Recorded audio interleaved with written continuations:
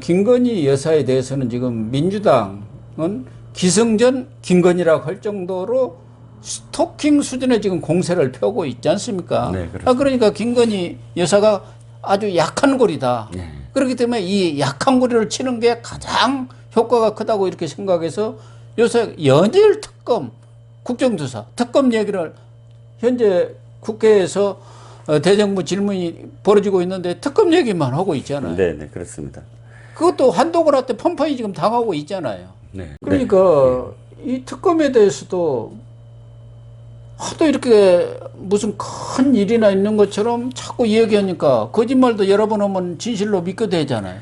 그래서 찬성 여론이 지금 60%가 나오고 있는데 과연 이게 특검을 할 사안 지금 아니죠. 하고 있는 게 도이치모터스하고 허위 경력하고 경력 그다음 아닙니까? 보석입니다. 세 가지인데, 자, 허위 경력은 이게 사인의 문제입니다. 공인의 문제가 아니고, 왜냐하면 대통령과 결혼하기 전에 벌어진 것이거든요. 자, 그럼 논문 조작은 이재명은 안 했습니까?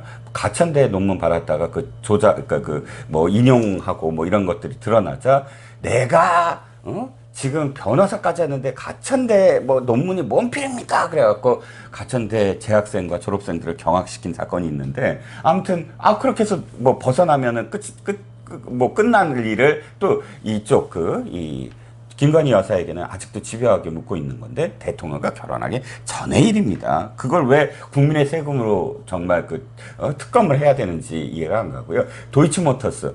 세상에 검찰총장 후보 시절에 도이치모터스 사건과 관련해서 이 민주당이 앞장서서 이미 검찰에서 다 수사한 겁니다. 검증한 겁니다. 라고 또 민정수석실이 다 검증했을 거 아닙니까? 그렇게 얘기했던 사건. 또 나중에 이 박범계 추미애가 검찰 수사 지휘권을 발동을 해서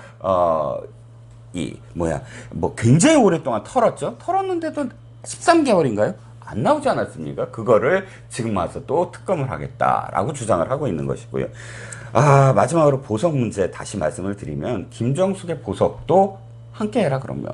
김정숙의 보석은 200 몇 개가 된다고 하더군요. 그 팔찌랑 다 합해서 5년 동안 착용한 거.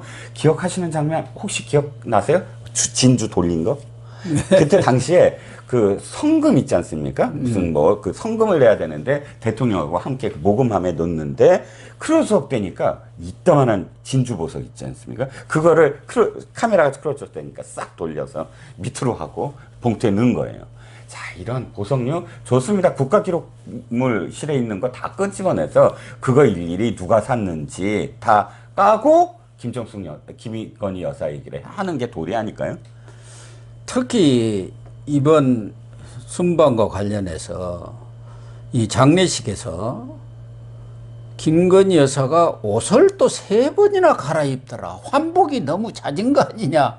이게 3번 갈아입은 게 잦은 겁니까?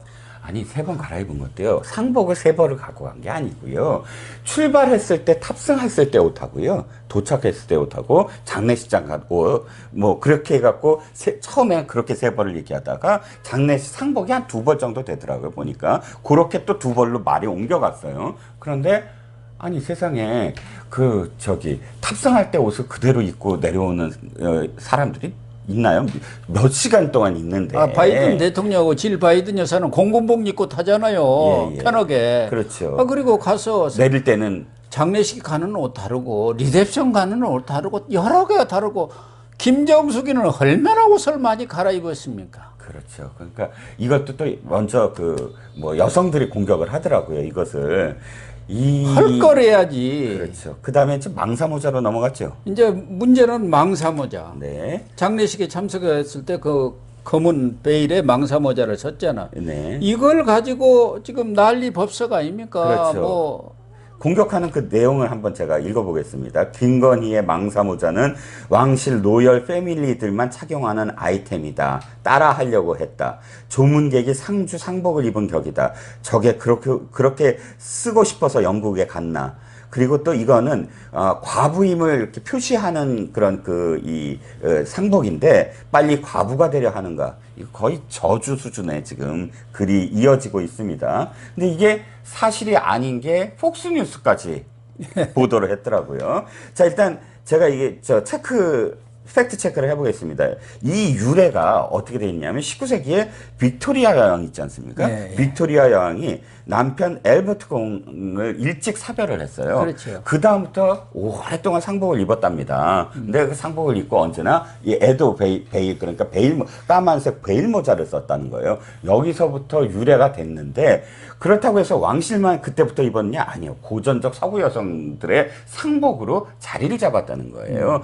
로열 패밀리들이 많이 이 착용을 한 건 맞습니다. 하지만 영국에서도 사실상 이렇게 격식을 따지는 어떤 장례식에 갈 때 베일 모자는 누구나 다 썼다는 것이고요. 이번에도 뭐 많은 그 정상 부인들, 예를 들어서 마크롱 부인인 브리지트 마크롱이나 브라질 대통령 부인 미셸리, 그 다음에 또 캐나다 총리 부인 소피 그레고어, 그리고 거기까지가 이제 그 베일을 썼고, 질 바이든 여사는 이번에 베일은 쓰지 않았지만 나비 모양의 까만색 머리띠를 네. 둘렀다고 합니다. 그러니까 사실이 아닌 것으로 이렇게 드러나니까 그래서 좀 잠잠해진 거 아닙니까? 그렇죠.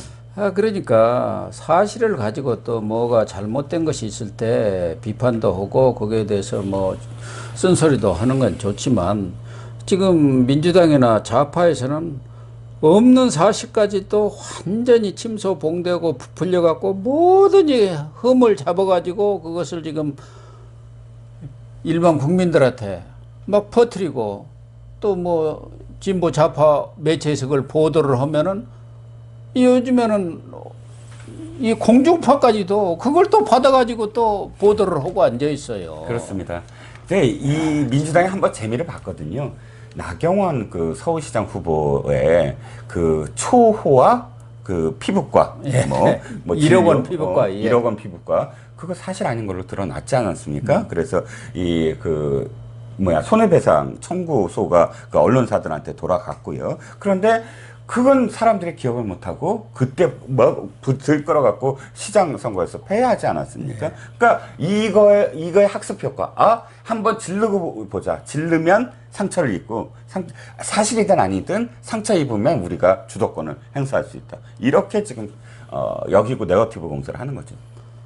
과거 가치로 뭐 유력 언론사들이라든가 이런 데서만 보도를 해야 영향력이 있는데 지금은 인터넷이다 유튜브다 뭐 온갖 매체들이 지금 넘쳐나고 있기 때문에 네. 어디서든지 그가 보도를 하면 또 그걸 따라서 보도를 하고 그게 이제 또 유력 매체들까지도 또 일부 특히 뭐 공중파들 이런 데서까지 지금 보도를 해야 된단 말이에요. 네. 대다수 언론 매체들도 과거에 문재인 정권 때 했던 사람들이 그대로 지금 앉아 있지 않습니까? 네. 진보 좌파 성향의 그런 간부들이 장악을 하고 있고 노조가 장악을 하고 있는 그런 언론 상황이다 보니까 이런 것들이 아주 그냥 급속도로 퍼져가지고 우리 국민들은 뭐가 진실인지가 모를 정도로 지금 헷갈리는 그런 상황이 돼 있는데 네. 이 줄리 사건만 하더라도 그거 직접 자기가 봤다고 했던 그 아내 혹신가요? 네네. 이 사람도 지금 이번에 사법 처리될 그런 가능성이 상황이고 높아지고요. 열린공감 TV도 마찬가지죠. 예, 예. 예, 거기 기자들까지도 이 압수수색 당하고 전부 그랬지 않습니까? 네. 그게 사실 아닌 걸로 다 드러났잖아요. 네. 근데 그 진해원 부부장검 상가 또 있잖아요.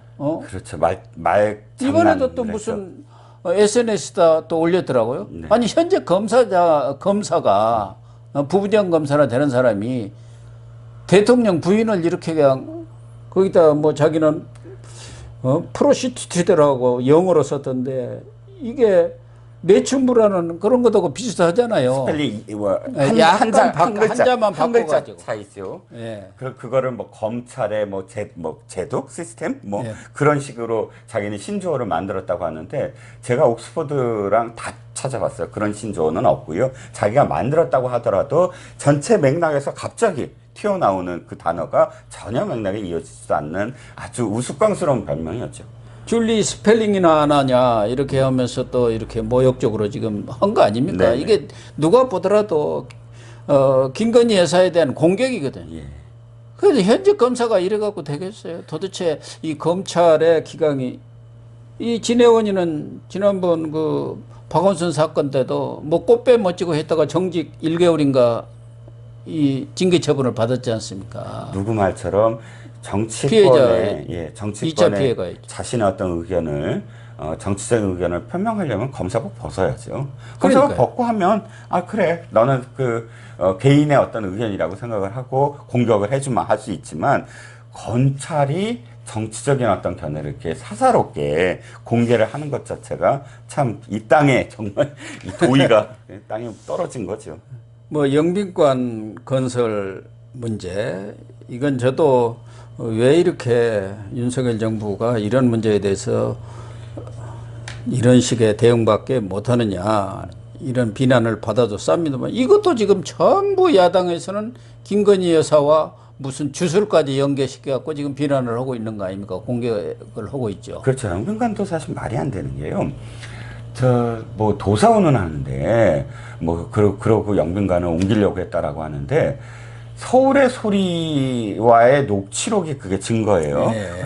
서울의 소리 녹취록 다시 한번 들어보세요. 어떻게 돼 있냐면 이 서울의 소리 그 기자라는 자가 내가 아는 도사가 있는데 그 영빈관 옮기는 게 좋다고 해라고 했더니 대답을 그런 거예요. 그러니까 내가 그 도사는 이 김건희가 아는 도사나 무슨 윤 대통령이 아는 도사가 아니고 유도한 거잖아요. 이명수가 유도한 거잖아요. 네. 내가 아는 도사가 있는데 그거 옮기라고 하는데 어떻게 생각해? 이런 식으로 지금 던진 거고 그걸 응이라고 하는 답변을 유도하기 위해서. 근데 마치 지금 이 좌파들은 커봐라 김건희가 도사 말 듣고 지금 옮기려고 했다. 이게 서로 다르잖아요, 팩트가. 그러니까 다른 증거가 확실하게 있어서 이것을 공격을 한다고 한다면 거기에 대한 또 대응을 해주겠는데 이건 그냥 이 서울의 소리에 유도하는 그런 답을 갖고 공격을 하니까 이게 정말 기승전 김건희로 지금 가고 있다는 거죠. 그래서 이런 야권의 김건희 공격이 이재명 수사 물타기도 있지만 뭔가 빅딜을 염두에 둔 이런 공격 아닌가 그런 생각도 들어요. 그래서 영수회담 계속 얘기하는 거죠. 그래갖고 야 내가 김건희 사해 줄 테니까 나 사법 처리 그거 하지 마. 뭐 이런 식의 딜을 지금 하려고 하는 거 아니겠습니까? 박지원이는 김건희와 김혜경을 퉁치고 가자 뭐 그런 얘기까지도 하고 있지 않습니까? 할 말이 없네요. 그래서 참 이 김건희 여사에 대해서 과도할 정도로 도가 지나칠 정도 이런 공세를 펴는 거 정말 뭐 꼬투리를 제공을 해서도 안 되겠지만 그런 빌미를 그렇다고 해서 정쟁 차원에서 국가 원수에 대한 원수 부인을 이런 식으로 매도하고 이런 게 과연 우리 국민들이 결국은 판단을 할 거라고 저는 봅니다. 그게 이제 2024년 총선의 결과로 나타나려고 보는데 이런 문제를 공격한다고 해서 저는 윤석열 대통령이 뭐 빅딜을 한다든가 뭐 그랜드 뭐 바게인이라고 합니까? 이렇게 되지는 나는 않으리라고 봐요. 범죄는 누가 그러니까 이 한동훈이 표현한 게 참 한동훈 법무장관이 표현한 게 저는 늘 옳은 표현이다라고 이야기하는 게 인용하는 게 이겁니다. 어떠한 범죄를 저질렀을 때 그 이름이라든지 직함이라는 것들을 전부 다 가리고 판단을 내렸을 때 다 똑같아야 된다. 그렇죠. 이름이나 직함에 따라서 달라질 수는 없다. 브랜드.